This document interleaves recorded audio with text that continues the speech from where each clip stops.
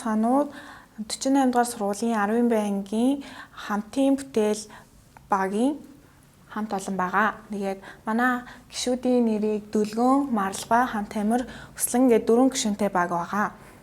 Тэгээд бидний хийж байгаа өнөөдрийн туршил болохоор кальцийн цитрат, натрийн цитрат гарган авах туршил хийж байгаа. Тэгээд биднийг удирдах авсан багш маань 48 дугаар сургуулийн химийн багш Г буян жаргал гэсэн багш бидрийг удирдах авч явж байгаа.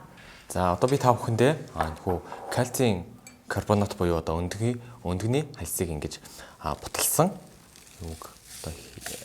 уугаар кальцийн цитрат гаргах аргыг туршилтыг хийхээр болж байна. Энэхүү манай кальцийн карбонат маань байна. За нимбик маань байна.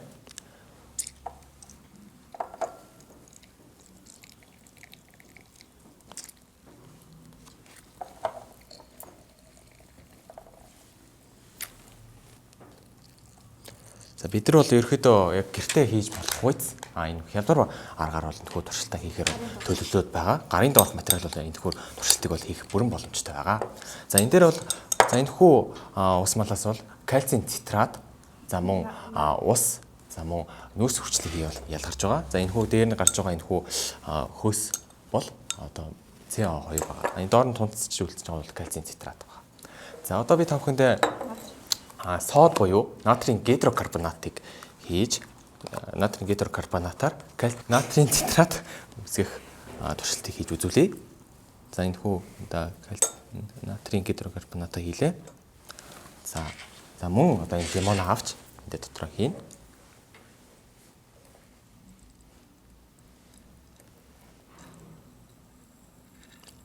Тэгэхээр харж байгаач. Хөөс үсэж байна. За энэхүү хөөсөр маань бол нүүрс хүчлийг бол ялгарч байгаа. За доор нь бол тунтацч үлдэж байгаа нь бол мэдээж хэрэг натрийн цитрат бол ингээд үүсэж байгаамаа. За ийм гоё туршилт гарч байна. За ус маань одоо шаардлагагүй болсон байгаа. Натрийн цитратын ашиг тус нь болохоор бөөрөнд ашиг тустай. Ягаад гэхээр шээсний хүчлийг багасгаад бөөрөнд чулуужилт үүсгэхээс сэргийлдэг байна. Кальцийн цитрат нь бол мэдээж кальц бол ясанд сайн, ясыг сэргэжүүлэхгүй байхад тустай. Тийм болохоор энэ хоёр нь хүний бие бодисын солилцоог сайжруулж биед ашиг тусыг их хүргэдэг хоёр бодис. Мөн одоо энэхүү натрийн цитрат нь өөрөө юм цус хадгалахад бол үр дүнтэй. Ягаад гэвэл энэ цусны бүлгэмдэлтийг бол зогсоож өгдөгөөрөө энэ даваа талтай. Цус хэлбэхэд бол нэлээд үр дүнтэй. Хоол хүнсэндээ орцсноос нь хийгээд хэрглэж болох байхгүй. Бид нэр энэ туршилтыг хийхийн тулд хичээлээс гадуур багштайгаа уулзаад маш их мэдээлэл цуглуулж хүний биед ямар ашиг тустайг нь мэдэж авсан. Энэ туршилтын үр дүнд. Гарын дорх материалаар ерөнхийдөө хийж болно бүгдийг. Гэртээ хийхэд амархан. Ерөнхийдөө айл болгонд байдаг материалууд байдаг болохоор энэ туршилтыг хийхийг зорьсон. Тэгээд эхний удаа туршиж хийхэд ингээд зарим зүйлээ жоохон буруу хийсэн болохоор бид нэр ингээд бүтлгүүцсэн. Тэгээд өнөөдөр болохоор ахиж ярилцж байгаа дахиад энэ туршилтаа хий гэж үзээ. Тэгэд эн чинь ирээд дахиад туршиж үзүүлж хамаа. Бид нэтэд биопластик хийх гэж үзсэн, савн бас хийсэн. Байгалийн будагч бодис гаргаж авсан. Гэтэ тэдэн маань болохоор ерөнхийдөө зарим нь жоохон бүтлгүүцсэн.